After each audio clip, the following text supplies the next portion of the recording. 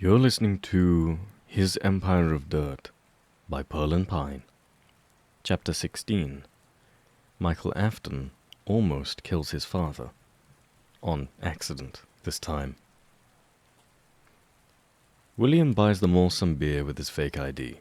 And then, Bella is directing Henry along back roads in order to get them to the prophesized quarry. Mike is in the back of Henry's dilapidated car, Clara nestled against Will's shoulder, and Mike shoves himself against the door in order to make space between the three of them.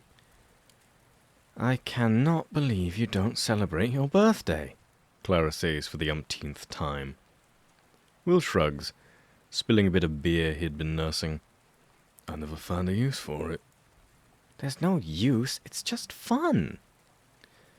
William is allergic to the mundane kind of fun, Henry quips from the front, to which William moistens his fingers with the beer he has spilt and flicks it at Henry's neck.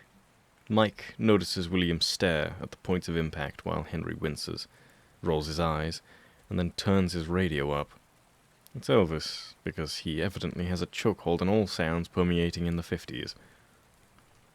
Mike shudders a bit when he thinks of his father's obsession with Henry, and how could he have not seen it earlier? When he thinks about it, the dialogue his father constantly delivered had been clear. He was fanatical. At least Mike knows now that Dad didn't know how to love people. He just knew how to control them. It must have been why he killed Charlotte. Get rid of her, and have Henry rely on him once more. Mike would be proud of himself for deducing this all by his lonesome, if the idea didn't send waves of revulsion in his stomach. "Henry, pull over here," Bella directs. "There's a clearing in the woods that's friendly for cars. You're going to take that on the right, and just go slow, and then we'll see it." "Yes, Mom," Henry says, slowing the car and spinning the wheel in the proper direction. In the darkness, the trees bend around the car like the gallows, the leaves forming loops of nooses to beckon them to their deaths. Or maybe Mike is just morbid, and they're just fucking trees in the fucking dark. That's probably it, if he's honest, but his mind is of course fixated on the macabre in the world. Mike wonders how his father can possibly have his arm wrapped around Clara's shoulder right now, as he stares at Henry like he wants to devour him. He always pegged Dad for a psychopath, especially after he came home after the children went missing, but perhaps there was a tinge of sociopathy in there as well. Mike didn't think so, though. Maybe William just got off on the game of it all. That sounded like Dad. Mike ponders what could possibly be the event that liberates his father and finally reveals the monster within. What has to happen to his father for him to finally snap? To finally be willing to beat his son and kill children? Then, when Clara says something in Will's ear and he lets out a sharp laugh, Mike furrows his brow. Could something just horrendously tragic happen to him? Not an excuse, but a punishment that leads William Afton to take and take so that he never gets taken from ever again. No. Dad always needs to take. But when William leans over to where the case of beers are and withdraws one, and instead of swigging it back, hands it to Mike with a grin, Mike can't imagine what his friend could do to... Crap. He just thought of Dad as his friend. He takes the beer and downs it almost immediately. "Fritz here is a monster," William remarks, laughing and practically shoving another beer into Mike's grasp. Of course, William means the word in an entirely different connotation, but hearing the patriarchal Afton call Mike a monster once more will always sting. They pull into the clearing, the car's headlights illuminating the area. When they get out of the car, the stars are sufficient enough to keep the quarry alit. It's surrounded entirely by woods, but excavation of stone has been entirely abandoned. leaving tall edifices of rock for one to jump off into the water, the stone surrounding it in a semicircle. Mike already feels a little lightheaded as he exits the car. He stares at the water, and he could only imagine bodies floating up from beneath. But then again, he has never seen a corpse in the water. He's only seen them in caskets and animatronics. "Now what, eh?" William demands as he stretches out of the car, one hand on Clara's, the other carrying the beer. He tosses one to Henry, who immediately fumbles and drops it, nervously smiling at Isabella. Mike watches William's eyes narrow for but a single moment into something deadly as Isabella blushes and picks the can up for Henry. "Well, we do have this marvellous little thing called swimming," Clara remarks with a snort. "No pushing me under, though, Afton. It'll take too long to do my hair." "Shouldn't have told me that." He winks at her and chugs his beer, tossing the can into the back of the car before slamming the door shut. Mike winces at the loud sound and grabs another can before sobriety can rear its wise head. He probably shouldn't get drunk around his father, but right now he doesn't really care. He just wants to have a decent night, forget the things in the journal, and pretend that he is just with his friends. He immediately averts his eyes when Isabella and Clara begin giggling and rid themselves of everything but their underwear and bras. They're modest things, because for the first time he's going to think this, thank God they're in the 50s. Really, they practically look like bathing suits. But Mike doesn't remember the last time he saw his own mother in a bathing suit, so... "It's fine, Fritz, Henry," Bella says, and Mike is relieved that Henry has also averted his eyesight. "We're going swimming." Even William broadens his eyes for a moment like it's a bad idea, but the beer and thoughts of cowardice take victory, and he throws his shirt off like it's on fire. "Well, of course," he says with a snort. "We're at the damn quarry, after all." Mike relents and throws off his shirt as well, but Henry stands there, stone-faced and unmoving. The girls are engaging in their own conversation, so Mike heads over to Henry and taps him on the shoulder. "Are you okay, Henry?" That seems to break his transfixion on nothingness, and Henry hurriedly nods. "I've never seen a girl without her shirt on," he admits under his breath, and then when he blushes, he lowers his voice even more and adds, "Now he's got his shirt off." "Do you want me to ask if we can go home?" Henry shakes his head. "No, it's okay. I'm not gonna drink. Here, take my beer. I'll just say I'm not going swimming because I don't want to get my clothes wet before I drive." After handing Mike his drink, his gaze lingers to William, who's speaking to the two girls. "I don't get why he thinks I'm handsome." "I'm not." "Don't say that," Mike says. Really, he thinks Henry is pleasantly decent looking. He's not muscular or toned, but he's got a dad bod. Plenty of girls, and, well, William Afton, find that plenty desirable. It's not that he's ugly, it's just that he's unconfident. Jeremy, Mike sharply inhales, conjuring the image of his old friend. "Come on, Mike. You know you were more than friends," his conscience says, to his brain's chagrin. He was never that good looking, but he carried himself with such a confident air that it made him attractive. Jeremy had blonde hair. Mike called him his honey. Yellow and sweet. "Don't say that," Mike reiterates. "I hate to say it, but Will's right. You just gotta be more confident. I know, easier said than done, but I trust you. That's gotta count for something, right?" "Right. And, come on, Will likes you, Bella likes you. You're going 2 for 2, bud." Henry sheepishly smiles and scratches the back of his neck. "Thanks, Fritz. It means a lot. You two coming? Clara asks, drinking from her own beer.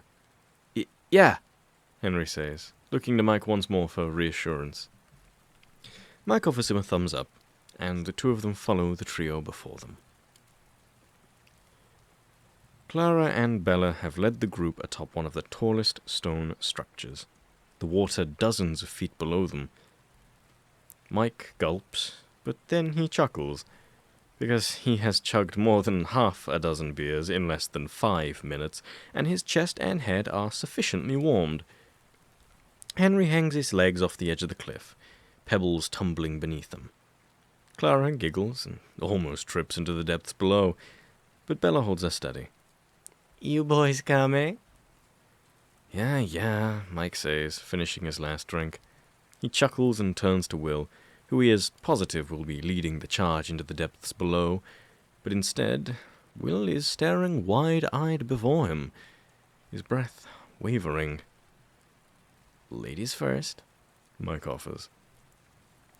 Clara sticks out her tongue as her and Bella hold hands, look to each other once, and yelp as they take off running, jumping and falling, disappearing into the dark water. 2 pale dots resurface, chuckling and yelling and beckoning the boys downward. You're not jumping, Henry? William asks. I want to stay dry. That semi-defeats the point of a quarry.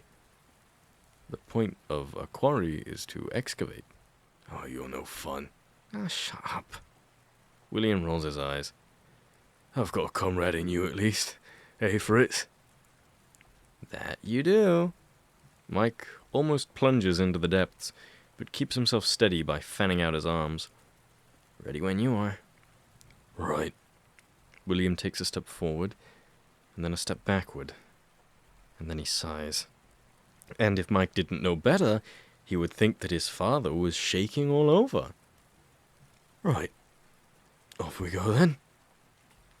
Mike tries to feign ignorance, but he is shocked to see that William seems a bit frightened of the darkness below them.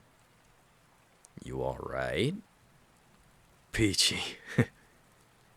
William throws back another drink and shakily exhales, leaning over the edge and staring at the water. He minutely shakes his head to himself and looks to Mike. I suppose I'll need a push, if I'm being honest. Clara and Bella have floated a bit of ways away. Well away from any impact the boys could make with their jumps. So Mike shrugs and nods. Suit yourself. Without any warning, he grabs William by his shoulders and sends him spiraling through the sky. For a moment, Mike can imagine William is dead, and that he's finally pushed him into hell. The image makes him smile, and then frown, and shit, he's drunk. Not drunk, but drunk enough. And he hates that he thinks of William as a friend now. Mike laughs as he watches William submerge, and Henry chuckles a bit too. It's after several moments of eerie quiet, in which the laughter dies down and Mike squints at the water, waiting for William to surface. It takes too long, and he still doesn't. Henry stands. Will? He yells. William? Mike is conquered by the morbid thought that maybe Dad is drowning. Finally, William Afton drowns. It was never fire that would destroy him, but water. Just like Mike, he is drowning. He is finally going to be defeated. Mike should jump in the water and hold him under there just to finish the job. He just wants to be free of his father. He just needs to be free. Maybe then he can finally be happy. Will! Henry screams the name, and still there's nothing. The girls are silent, treading water as they search for signs of William. Henry takes no time at all and jumps into the water beneath them. Oh shit, Mike says, and he sobers up for a moment, and then he too leaps into the water. It's cold, Well, duh, it's cold. It's water at night, but shit, it's cold. Mike opens his eyes, and there is a murky darkness all around him.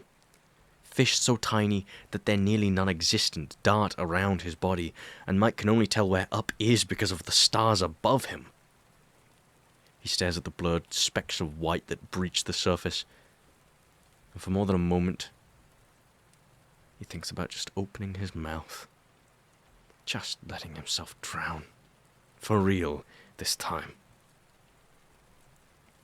His muscles slack, like the quarry is urging him to succumb to this intrusive thought, to forget about the mission, to just go to sleep. Well, maybe when he drowns, he'll burn. But he always thought that if it was real, he'd go to hell after death anyway. Mike allows his lips to tremble, to let the water in. But then, in his peripheral vision, there's a flash of flailing about. He turns his head, and William is there, frantically looking to the sky, his legs thrashing about. Mike blinks, and a moment later, a hand jerks him upward. Mike heaves air instead of water. "Are you all okay? Jesus!" Clara exclaims, and the girls kick themselves over to the boys. William is panting for air, his expression bewildered. Henry has retrieved him from the water before Mike could. Mike treads water, and can only focus on how William is still studying the water. "Will," Henry says, his shirt clinging to his body, his strong hands keeping William afloat. "What the hell was that?"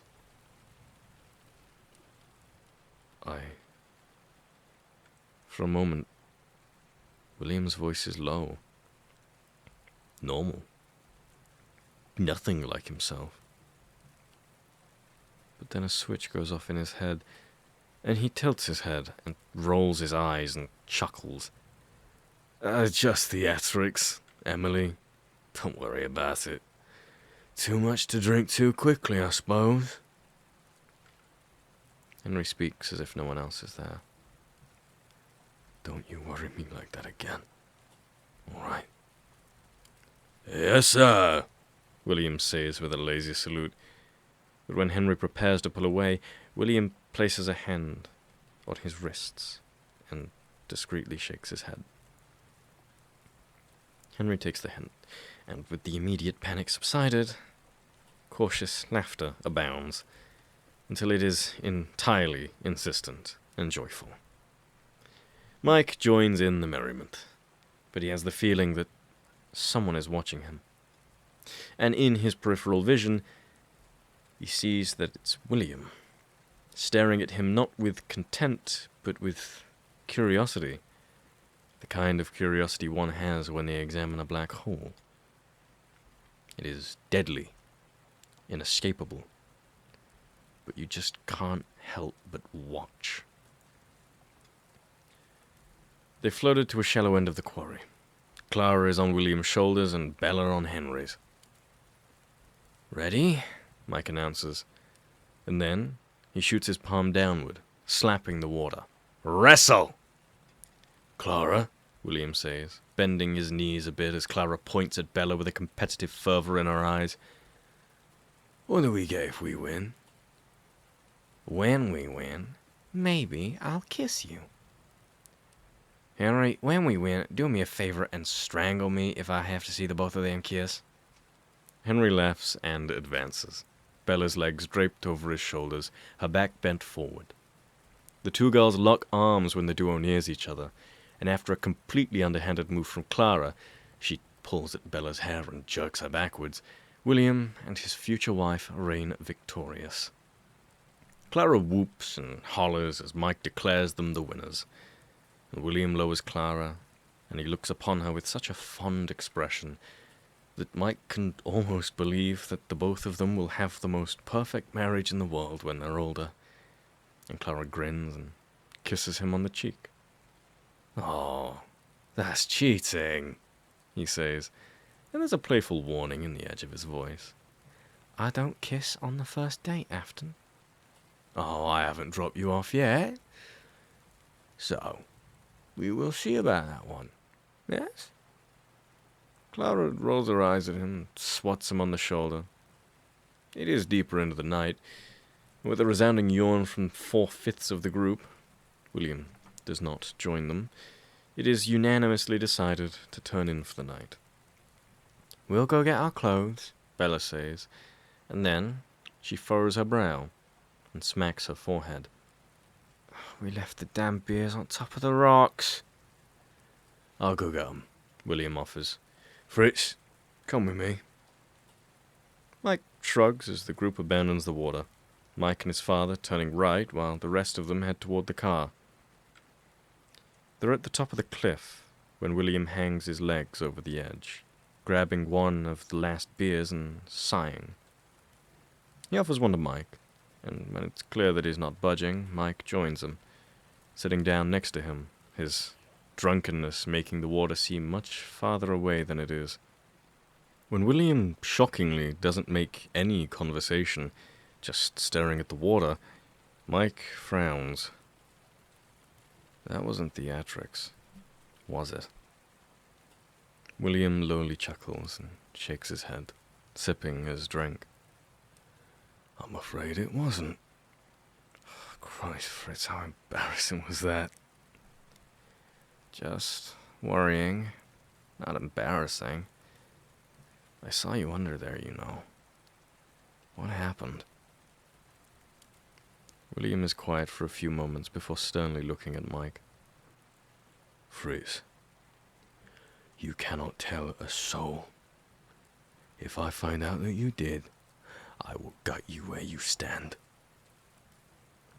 The threat is entirely plausible, so Mike raises his right hand as if swearing on the Bible and promises not to spill the impending secret. William mutters it too quietly at first. Then, clearing his throat and announcing once more, I can't bloody swim. Mike blinks. Really? No, I'm lying. Yes, really. Get out through that thick skull of yours. I mean just... Really? Dad was good at everything. Mike saw Dad swim once, when the Aftons went to the public pool. He'd been disgusted by the commoners of Hurricane gracing the same space as his wonderful two children, and Mike by extension. Does Dad not learn to swim until after college? Yes. Really. William scowls and finishes his drink. I told you. I did not have the kindest parents. When I was little, I didn't take my shirt off either. He pitifully chuckles and shakes his head again. When the hell would my parents make the time for me? Of course they prepared dinner. Barely. But taking me swimming? That is entirely out of the question. Once, he speaks as if he is about to reveal the scriptures of every meaning of life. Once I wanted to remedy this, and I went swimming in the Thames. Disgusting, really, but I had little to no options. He finally looks at Mike. I almost drowned. Mike withdraws a gasp. Dad almost drowned? He imagines the little kid that he had befriended flailing and begging for help, receiving almost none, just barely surviving. When was this? I was 11. It was a bit after my imaginary friend face. Oh, Christ, for the life of me, I can't remember what his name was. But I remember I was screaming out his name as I tried to swim, thinking he'd come and save me. William looks so dejected with himself now, and Mike has never seen this version of him before. Do you know why I went swimming there, though? I skipped stones there once with my friend. I went swimming because he told me to be brave. I just remembered that, and then I was looking at you, and the memory came to me, as if we've been here before, you and me, and the water, and I remembered what my friend said to me. Be brave. William's brain had flipped the memory. He had been the one to tell Mike to be brave, not the other way around. Of course, Mike doesn't correct him. Why'd you agree to the quarry? I did not want to disappoint anyone. The sentence is incomplete. As if he wants to add any more. I can build things that can mimic life itself, Fritz. I thought I could just jump in and do it. Swimming's not like that, Mike says, and he manages a reassuring smile. Sometimes you need to ask for help. William turns away, and so quietly that Mike is unsure he's even spoken, he adds, I am poor at that. Mike doesn't remember a single time in his life in which his father asked anyone for help. Not with the animatronics, not with raising his children, not with his demented mind. Never. Mike's plan lingers in the back of his mind, but now he's mainly motivated to help the young boy drowning in the Thames. Ask me now. William turns back to Mike. What? Ask me for help. To learn to swim. Mike stands and offers William his hand. Do you trust me? William eyes his hand like it's poisonous. Really, Fritz? I hardly know you. Then, with a dastardly smile that suits him, he stands, folds his arms across his chest, and counters. Give me a good reason to trust you. Mike stares back. You're the only one here that knows I killed someone. Isn't that enough? William shakes his head. What was his name? Mike pales, and his father is in front of him once more, demanding if spilling his brother's blood was wonderful. Evan. Evan. William tastes the words on his lips, sagely nodding, and then his smile placates into a timid line. Christ, Fritz. Would you help me learn how to swim? Mike detests the boy in front of him for demanding Evan's name, but he knows why he does. He thinks Mike understands his urge to kill. Mike doesn't, though. He does, however, understand his urge to learn to swim. Mike takes his William's hand and takes a step forward. Trust me. Okay? As far as I can throw you. Mike interjects him by sending the two of them spiraling into the water once more. He easily kicks them to the surface, William spitting up water and panting. I can't. It's all right. Steady your hands on my shoulders. William scowls again, but the angered sound is lost over the water that has coated his head. His hair appears jet black now, sticking to his forehead and neck, his grey eyes almost lost in the darkness. He reluctantly obeys, holding on to Mike's shoulders. kick your legs, count a beat in your head, and kick to that. Above all else, keep your head above the water. Yeah, you're getting it. This is horrendous.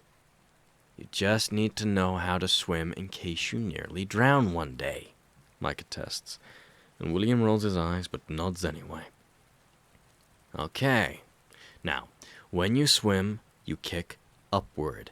You arch your arms, like this. You tilt your head to the side. Tread water, okay? If you start to sink, I'll catch you. William's eyes barely flicker with fear when Mike slips his hands away from his shoulders. He hitches his breath, but his body floats, and his eyes light up with victory. Mike demonstrates a basic stroke and gestures for William to replicate it. It takes him a couple of tries, but soon he manages a semi-rhythmic beat. And William Afton is swimming. The two of them float for a minute, and then William laughs. Mike's eyes widen not with alarm, but with wonderful surprise. William's laugh is entirely childlike. They are the chuckles born from a kid who has finally beaten the monster in his closet, the water that drowns him, the father that beats him.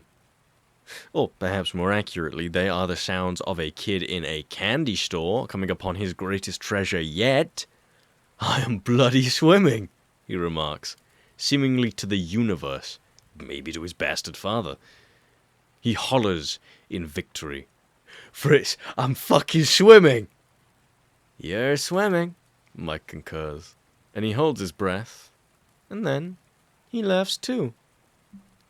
He thinks the closest he had ever come to witnessing his father drowning was after Elizabeth, after Mom.